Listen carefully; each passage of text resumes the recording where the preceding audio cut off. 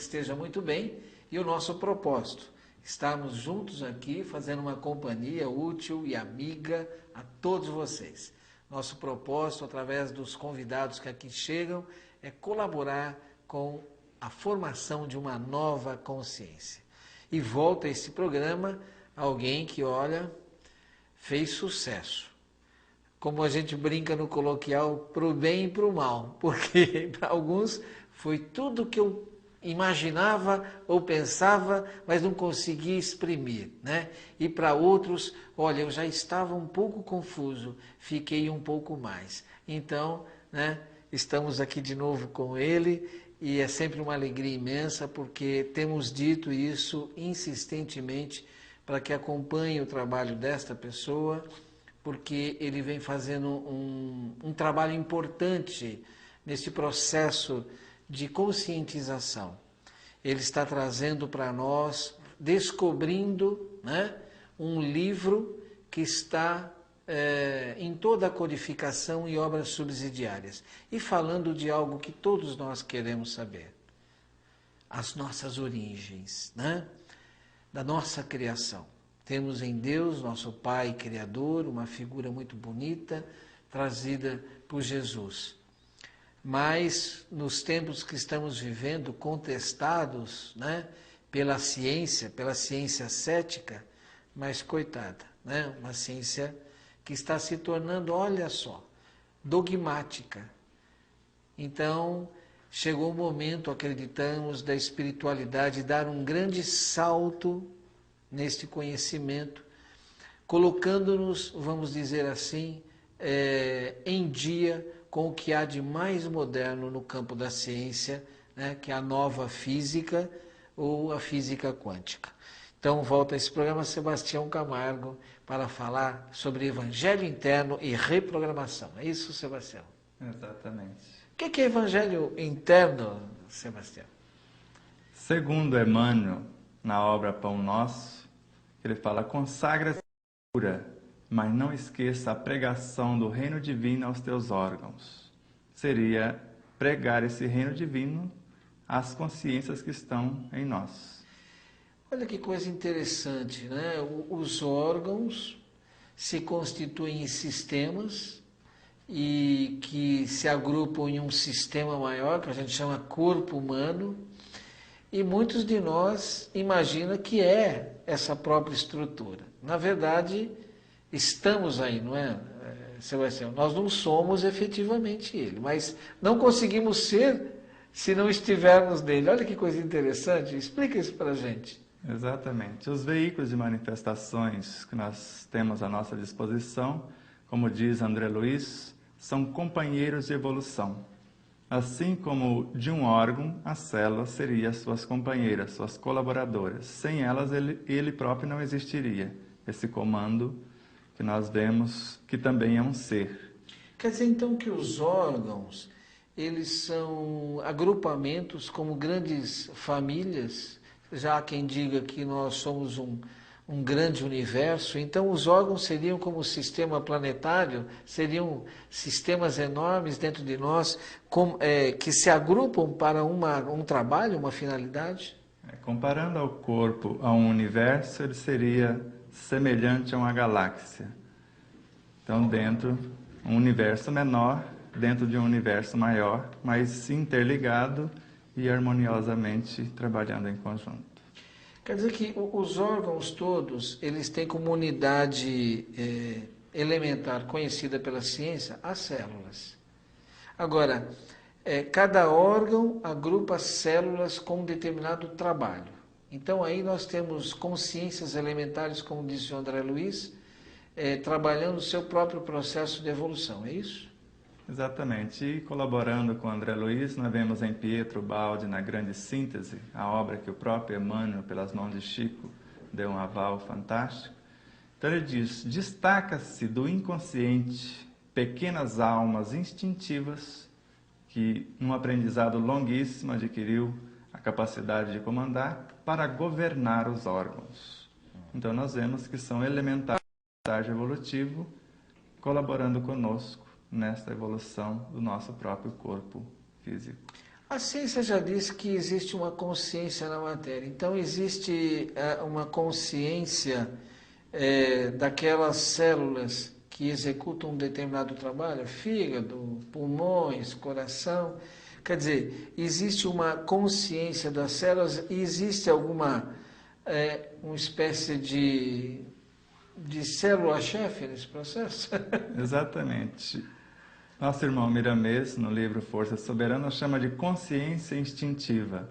E na Gênese, falando de instinto, diz que esse instinto não seria nem da alma a individualidade, nem do corpo, mas de protetores invisíveis que nós carinhosamente hoje chamamos de elementais. Na época era chamado de seres inferiores da criação. Hoje evitamos usar essa palavra porque nós compreendemos que não existe ninguém inferior, apenas menos ou mais experientes. E esses elementais seriam o que se chama elementais naturais? Podemos falar sim e não, porque elementais naturais, segundo o nosso irmão Josep Gleber, por Robson Pinheiro, é aqueles que a natureza criaria no seu processo de evolução. E segundo ele ainda no livro, porque ele não colocou tudo que poderia ter dito, senão seria crucificado o médio como quase foi, né, infelizmente. Então, artificiais seria o que nós criamos, mas a partir do princípio que só existe um único elemento primitivo, também aqueles que são criados por nós seria de alguma forma elementais naturais, conforme diz o próprio André Luiz. Então, Sebastião, quando a gente num processo muitas vezes de sobrevivência, nós reagimos e falamos muitas vezes, não foi o instinto que me salvou, que se dependesse de eu pensar, eu já teria passado dessa para uma melhor, né? Uma reação, às vezes liberar-se de um acidente, por exemplo, né? Em que você não tem tempo para pensar. Isso foi o instinto que nos salva.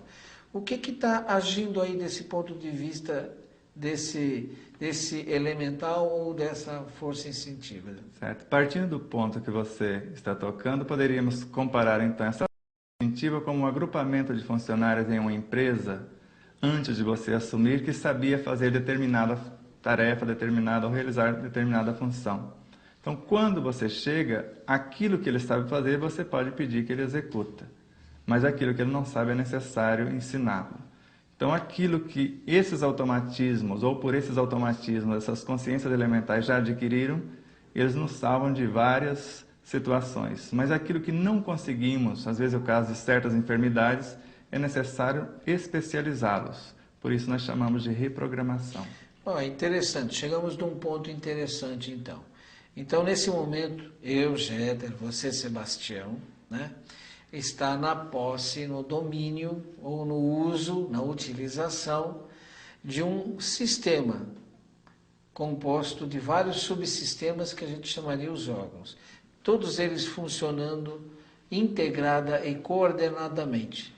Como a gente diria, desde do fio do cabelo até a unha do pé, né? Então, é todo um sistema integrado. No caso, qual é a função diante deste universo? Qual é a tarefa que o Sebastião, o Jeter e cada um dos nossos telespectadores tem por realizar aí? Certo. Como um bom empresário, ou até como um bom pai de família, é necessário mostrar um plano de carreira a quem está nos servindo. Então, numa empresa, qual funcionário que não gostaria de ser promovido, ou pelo menos dizer a ele como ele poderia ser? Então, quando nós vemos em Joana de Anjou, na obra O Autodescobrimento, ela diz para conversarmos com os nossos órgãos, com as nossas células e até com vícios morais, que seria a energia perispiritual ou os elementais que ali estariam. E simplesmente ela fala assim: mostre a origem, de onde eles vieram, e agradece pelo trabalho belíssimo que já fizeram até então, e mostre o plano de carreira para onde você deseja conduzi-los. Então, com esta programação em aberto, que eles podem adquirir novas experiências, conforme está na questão 33 do Livro dos Espíritos. Mas essa matéria pode passar por todas as experiências de adquirir todos os potenciais ser desenvolvidos? Sim. É o que dizemos que tudo.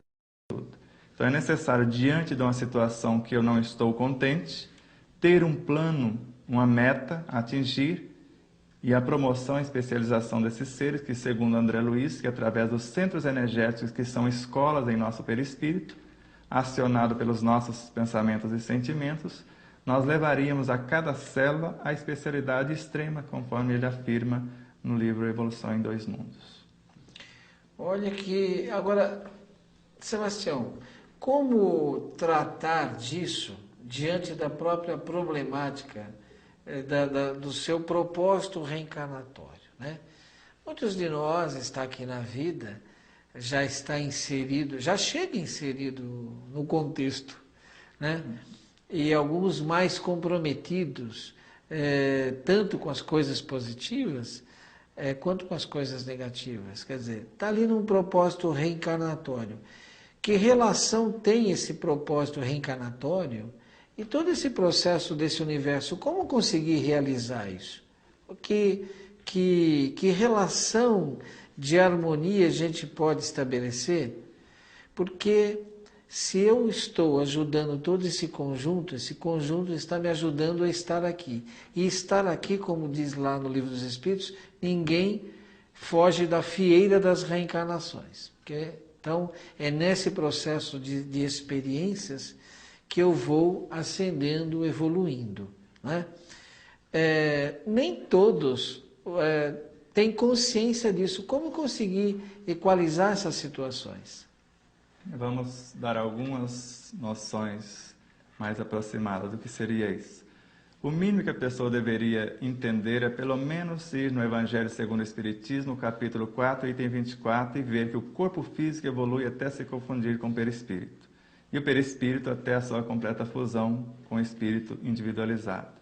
E depois, na questão 187 do Livro dos Espíritos, compreender que na velocidade de um relâmpago, porque é a alegoria que lá se encontra, de acordo com os nossos padrões morais e as nossas metas elegidas antes da reencarnação, nós vamos aliciar os trabalhadores do modelo organizador biológico ou do perispírito em si, desse perispírito para essa empresa que nós chamamos de corpo físico da atual personalidade.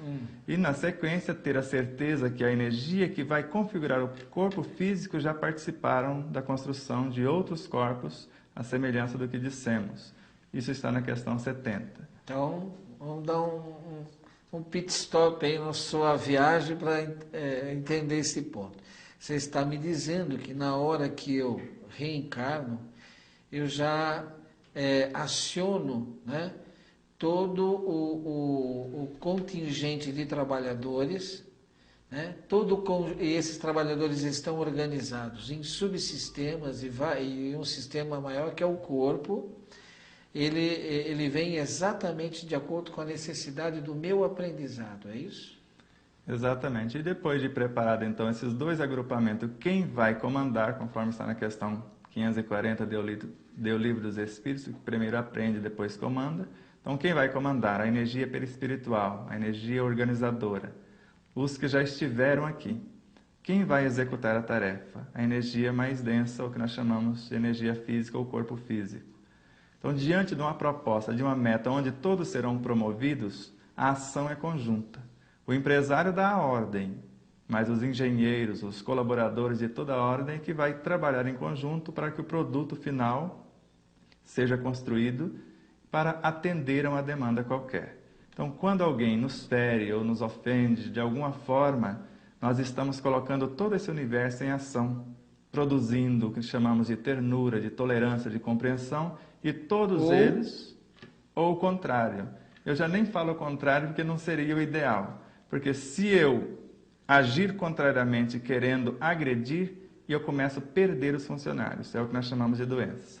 Então, a partir de uma atitude equivocada, certo? Devolvendo na mesma moeda, que não é a recomendação do Cristo, eles começam a sair do meu universo porque eles não foram criados para ser degradados, para ser conduzidos escada abaixo, como nós falamos no popular, mas sim para ser promovidos. E se promovê-los, a saúde integral. Se insistirmos na desobediência, a doença e assim por diante. Olha, isso foi muito interessante você colocar isso.